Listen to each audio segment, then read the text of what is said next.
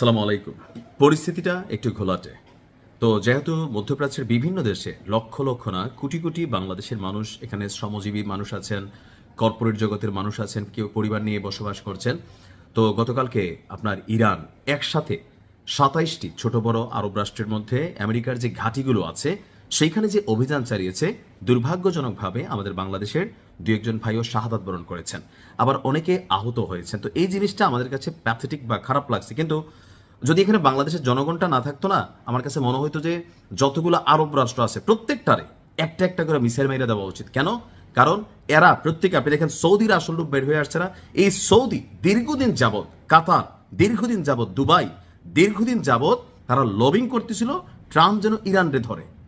কারণ ইরানের সাথে সৌদির কিন্তু পুরনো শত্রুতা আছে, দুবাইয়ের সাথে, আরব আমিরাতের সাথে পুরনো শত্রুতা আছে, কাতারের সাথে কি আছে। কাতার সাম্প্রতিক সময়ে বর্তমান যে প্রধানমন্ত্রী আছেন তিনি আপনার পশ্চিমার এক ধরনের দালালে পরিণত হয়ে গেছেন। সো তারা মনে করে, যে তিনটা দেশের নাম বলছি তারা আসলে আরব রাষ্ট্রগুলোর মধ্যে ধনী রাষ্ট্র, তারা মনে করে ইরান যেই হারে দৌড়াইতেছে জ্ঞান বিজ্ঞান প্রযুক্তি সামরিক সক্ষমতা আর দিন শেষে ইমানি জাজবা বা সাহস, তো এই জিনিসগুলোকে কেন্দ্র করে আরব রাষ্ট্রগুলোর মধ্যে একটা ভয়, যদি ইরানকে থামানো না যায় তাহলে কি হবে, যে ভবিষ্যতে এই ইরান আমাদেরকে কন্ট্রোল করবে। কারণ আরব রাষ্ট্রগুলোর মধ্যে ইরান একমাত্র দেশ যাদের কাছে পারমাণবিক সক্ষমতা আছে, আর বাকিদের কাছে হাওলাইত্যা মেশিন আছে। ওই আমেরিকা বলে যে আমরা আসি, তো কোনো টেনশন নাই। তো স্বাভাবিকভাবে যখন ইরানের সর্বোচ্চ নেতা মারা গেল, আইআরজিসি প্রধান মারা গেল, আরও বেশ কিছু ক্যারেক্টার মারা গেল, তো এখানে তো ভাই পজিটিভ ফিলিংসের আসার সুযোগ নাই। এখন ইরান গতকালকে মার্কিন যুক্তরাষ্ট্রের যে ২৭টি সামরিক বেসামরিক ঘাঁটিতে অভিযান চালিয়েছে, এই অভিযান চালানোর কারণে মধ্যপ্রাচ্য জুড়ে যুদ্ধ ছড়িয়ে পড়তে পারে। সেখানে বেশ কিছু মানুষ মারা গিয়েছে, বললাম না, বাংলাদেশের মানুষ সহ ওই দেশের মানুষ মারা গেছে, তাদের সামরিক বেসামরিক ভবনগুলো ক্ষতিগ্রস্ত হয়েছে, তারা অর্থনৈতিকভাবে অনেক চাপে আছে, ফ্লাইটগুলো বন্ধ আছে। তো সব কিছু মিলাইয়া একটা প্যাথেটিক সিচুয়েশন আসতেছে। কিন্তু আমার ভাই খারাপ লাগতেছে না। আমার যদি ২-১% খারাপ লাগে, ২-১% খারাপ লাগে, সেটা শুধুমাত্র যে আমার ২-১ জন বাংলাদেশি ভাই সেখানে মারা গেছেন, তাদের ব্যবসা বাণিজ্য প্রতিষ্ঠান অথবা কর্মের জায়গাগুলোতে একটু ক্ষতিগ্রস্ত হবে এই কারণে। নয়তো পুরো আরব রাষ্ট্র, আমি মনে করি যে মক্কা মদিনা ছাড়া সৌদি আরবের প্রত্যেক শহরে একটা একটা হাইপারসোনিক মিসাইল ইরানের ছাড়া উচিত।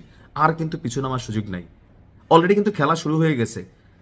প্রধান নেতার মৃত্যুর পরে কি হচ্ছে, সেখানে নতুন সেট আপ তৈরি হয়ে গেছে। আমার কাছে আশ্চর্য লাগছে যে প্রধান নেতার যে ভাস্কর্য ছিল বা ওনার যে স্মৃতিস্তম্ভ ছিল, এগুলাকে ইরানের এক শ্রেণীর জনগণ উপড়াই ফেলতেছে। মানে এরা মজা নিচ্ছে। এরা কারা? ওই যে ৪৭ বছর আগে ইরানের যে ক্ষমতাসীন সরকার ছিল রাজা পেহেলভি, তার যে একটা কুপুত্র আমেরিকা পালতেছিল এতদিন, সে কিন্তু তার খেলা শুরু করে দিছে। মানে একদিকে আমেরিকার সাথে যুদ্ধ চলতেছে, জনগণ দেশের প্রতি থাকা উচিত, ওইদিকে লুটেরা শ্রেণী, এই মব সৃষ্টিকারী শ্রেণী সারা পৃথিবীতে আছে, এরা গিয়া বিভিন্ন জায়গার মধ্যে এই ধরনের কর্মকাণ্ড করতেছে। তো একটা দেশের জনগণ যদি, তার ভিতরের অংশ যদি রাষ্ট্রের বিরুদ্ধে বিগড়ায় যায়, লাইক হয়তো অনেকেই আমার প্রতি রাগ হয়ে যাবে, ১৯৭১ ধরেন যাদের প্রকৃতপক্ষে রাজাকার, এরা তো রাষ্ট্রবিরোধী ক্যারেক্টার ছিল। এখন ইরানের মধ্যে কিন্তু এই একটা শ্রেণী আছে। তো এদের কারণে আমেরিকা সেখানে একটা পজিটিভ অ্যাডভান্টেজ পাচ্ছে, আর ইরান আরব রাষ্ট্রগুলোরে সাইজ করবে, আর কিন্তু সুযোগ নাই। দেখেন বাইছা বাইছা গত ১ বছরে যতগুলা মাথা ছিল, পরমাণু বিজ্ঞানী থেকে শুরু করে সবাই রে, সর্বশেষ প্রধান নেতা ছিলেন তাকেও শেষ করছে। আগামীতে তার বিরুদ্ধে যারা অবস্থান করবেন তাদেরও কিন্তু শেষ করে দিবে। ইসরায়েল আমেরিকা চাইলে আসলে এই মুহূর্তে আল্লাহর পরে বিশ্বাস করেন, যদি ক্ষমতা থাকে কারোর কাছে, এটা হচ্ছে ইসরায়েল আমেরিকা। সো এই লড়াইটা যতটা স্বাভাবিক ভাবতেছেন ততটা না। তবে আমার মনে হয় ইরানের যারা মুজাহিদিন আছেন, তাদের অন্তরের যে জজবা, তাদের বক্তব্য হচ্ছে কি, আমি শেষ হবো কিন্তু তোমারে শেষ কইরা। আর এই আরব রাষ্ট্রগুলো যেগুলা মিত্রের বেশে আসলে মুনাফেক, এদেরকে আমার মনে হয় সাইজ করার সময় আসছে। ভাই মারতে থাকো, শুধু বাংলাদেশিরা যে জায়গায় আছেন একটু সিকিউর জায়গায় টায়গায় থাকেন, আপাতত কয়েকদিন বিশ্রাম নেন, প্রয়োজনে সরকার কর্তৃক নির্ধারিত বাংকারে গিয়ে অবস্থান নেন।